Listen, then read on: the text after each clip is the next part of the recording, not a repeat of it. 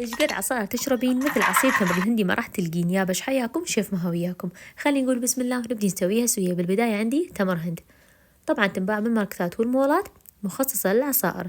أفتتها بهذا الشكل، فتتوها وسووها قطع صغيرة حتى تكون سهلة عندكم من تشتغلون بيها. أضيف عليها مي حار وأنقعها. التنقيع حسب مدة تبقى يمكم نقعوها 5 ساعات، ليلة كاملة، ساعتين، براحتكم. ايش قد ما تنقعوها أكثر تكون سهلة وياكم الشغل. أغطيها وأرجع لها بعد تقريبا 5 ساعات. أبدي إيش أسوي؟ طبعا هنا لازم تلبسون كفوف لأن تكون حامضة حتى لا تأثر على جلدكم. بهاي الطريقة ونستخلص كل تمر الهند ويبقى لنا بس البذور أو النوى. بعدها راح أصفيها بمصفي خشن، وهذا اللي بقى راح أضيف عليه قلاصين مي أو أكثر براحتكم حسب الخفية اللي تحبوها للشربت. أكو يحبونه ثقيل وأكو يحبونه خفيف. وأرجع أصفيه بمصفي ثاني، مصفي ناعم. أول مرة نصفي بمصفي خشن ومرة ثانية بمصفي ناعم.